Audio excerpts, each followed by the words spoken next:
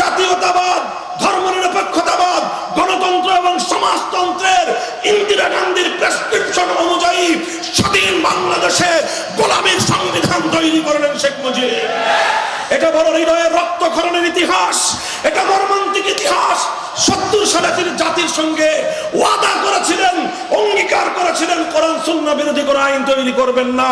অথচ 72 সালে সংবিধান তৈরি করবার সময় কুফরি সংবিধানের ধারা, কুফরি নীতি, ধর্মনিরপেক্ষতা নামক কুফরি মতবাদ চাপিয়ে দিয়ে গোটা জাতির সঙ্গে কৃত অঙ্গীকারের সঙ্গে তিনি গাদ্দারি করলেন। আজ এ কথা বলতে কোনো দ্বিধা নাই। তিনি 72-এর সংবিধান তৈরি করে 70-এর জাতীয় নির্বাচনের আগে জাতির সঙ্গে যে ওয়াদা করেছিলেন, সেই ওয়াদা বরখেলাফ করেছিলেন, যে অঙ্গীকার করেছিলেন, সেই অঙ্গীকারের সঙ্গে তিনি গাদ্দারি করেছিলেন। বাংলাদেশের মানুষ আবার প্রতারিত হলো। আল কোরআনের সংবিধান পাওয়া শত শত বছরের যে আকাঙ্ক্ষা ছিল, সেই আকাঙ্ক্ষা তাদের বাস্তবায়িত হলো না। তিনি এভাবেই ধর্মনিরপেক্ষতার দেশ গড়ে তুললেন।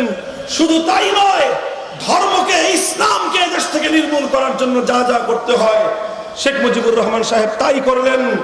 এমন এমন কালা কানুন জারি করলেন, এটা বলতে একজন মুসলমানের হৃদয়ে বুক কেঁপে ওঠার কথা। তিনি আইন করে বাংলাদেশের ইসলামী আইন প্রতিষ্ঠার রাজনীতিকে নিষিদ্ধ করলেন। অর্থাৎ এদেশে গণতন্ত্রের রাজনীতি চলবে, এদেশে সমাজতন্ত্রের রাজনীতি চলবে, আব্রাহাম লিঙ্কনের থিওরি চলবে, কার্ল মার্কস, মাও সেতুংয়ের, লেনিনের থিওরি চলবে, নবী মুহাম্মদুর রাসূলুল্লাহর আদর্শের রাজনীতি চলবে না। এই কুফরি কালা কানুনের মাধ্যমে শেখ মুজিবুর রহমান সাহেব বাংলার লক্ষ কোটি মুসলমানের সঙ্গে গাদ্দারি করেছিলেন। এই সময় 1970 সালের জাতীয় নির্বাচন আসলো। সেই 70 সালের জাতীয় নির্বাচনের সময় এই বঙ্গ এলাকার একজন নেতা তিনি জাতির সঙ্গে একটা অঙ্গীকার করলেন, একটা ঘোষণা দিলেন, একটা ওয়াদা করলেন। ওয়াদাটা হলো, যদি আপনারা নৌকা মার্কায় ভোট দিয়ে আওয়ামী লীগকে ক্ষমতায় বসান, তাহলে আমি ক্ষমতায় গিয়ে কোরআন সুন্নাহ বিরোধী কোনো আইন করব না। এটা ছিল শেখ মুজিবুর রহমান সাহেবের ওয়াদা জাতির সঙ্গে। 1970-এর জাতীয় নির্বাচনে আওয়ামী লীগের নির্বাচনী ইশতেহার ছিল। এটা ইতিহাসের কথা, কোন মুখস্থ কথা বলছি না। আজও বাংলাদেশের ইতিহাসের দলিল পেশ করেন, স্বাধীনতার দলিল আপনারা পাঠ করেন। 70-এর জাতীয় নির্বাচনে আওয়ামী লীগের নির্বাচনী ইশতেহারে কোরআন সুন্নাহ বিরোধী কোন আইন তৈরি করবার এই ধারা যদি না থেকে থাকে, ওয়াজ করা বন্ধ করে দিব। তিনি এই ওয়াদা করলেন, কোরআন সুন্নাহ বিরোধী কোন আইন করবেন না। মানি হলেই এই রাষ্ট্রে আল্লাহর কোরআন এবং নবীর সুন্নাহ বিরোধী কোন আইন, কোন নীতিমালা থাকবে না। দেশের জনগণ অভূতপূর্ব সমর্থন দিলেন। নৌকা মার্কার বাক্সের মধ্যে সিল মেরে ভোট দিয়ে ভরে দিলেন।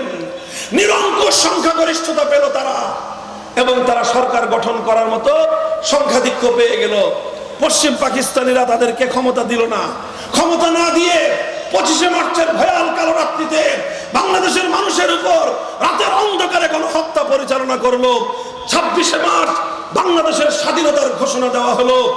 26শে মার্চ থেকে 1971-এর 16ই ডিসেম্বর পর্যন্ত 9 মাসের রক্তক্ষয়ী মুক্তিযুদ্ধের পর বাংলাদেশ স্বাধীন হলো।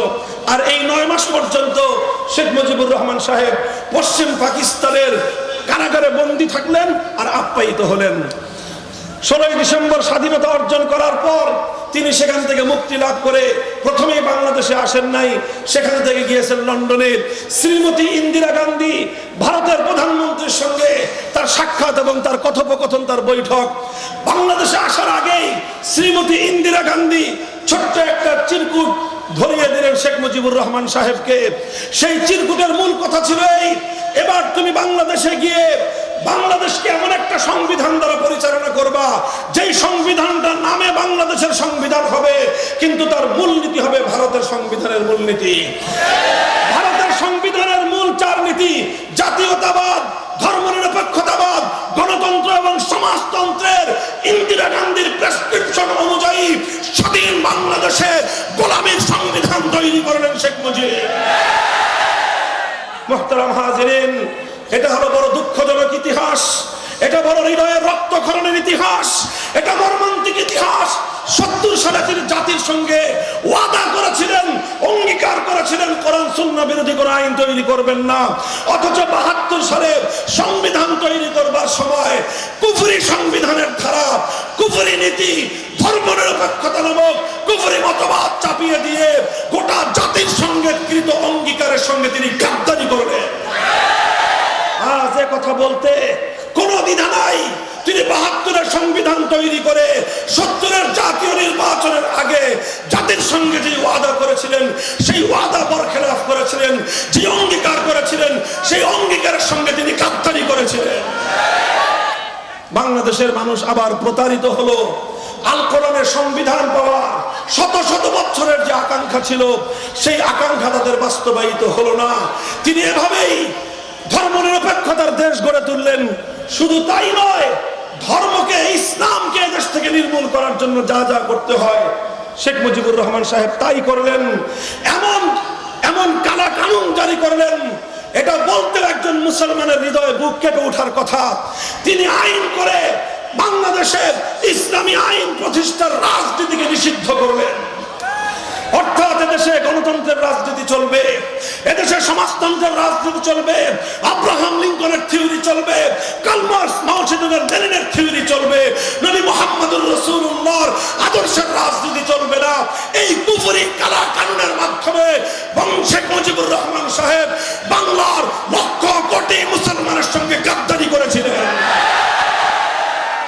তিনি সেই গাদ্দারির প্রার্থী, সেই গাদ্দারির ফলাফল পেয়ে গিয়েছেন 1975 সালের 15ই আগস্ট। তার ইতিহাস মুছে গেল। এরপরে বাংলাদেশের আরো কিছু পরিবর্তন আসলো। কিছু কিছু শাসক আসলেন, তারা কিছুটা পরিবর্তন করার চেষ্টা করলেন। সংবিধানের শুরুতে বিসমিল্লাহির রহমানির রহিম সংযুক্ত হলো। ধর্মনিরপেক্ষতা মাইনাস হয়ে সেখানে আল্লাহর উপর অবিচল আস্থা এবং বিশ্বাস অন্তর্ভুক্ত হলো। কিন্তু সেটা কথায় থেকে গেল, কার্যকর হলো না। যদি আল্লাহর উপর অবিচল আস্থা এবং বিশ্বাস এই সংবিধানের মূলনীতি হিসেবে কার্যকর হয়ে থাকতো, আল্লাহর জমিনে বাংলাদেশে কোরআন সুন্নাহ বিরোধী কোন আইন, কোন নীতিমালা, কোন বিধান কার্যকর থাকতে পারে না। কিন্তু এই গোজামিল চলতে লাগলো। আরেক শাসক এসে রাষ্ট্রধর্মকে ইসলাম হিসেবে ঘোষণা করলেন। কিছু কিছু অর্জন হলো, কিন্তু মুসলমানদের সেই যে অভিপ্রায়, সেই যে আকাঙ্ক্ষা, আল্লাহর কোরআনের শাসন কায়েম হবে, আল্লাহর আইন দিয়ে জনগণ শাসিত হবে, সেই স্বপ্ন আর পূরণ হলো না। এভাবে চলতে চলতে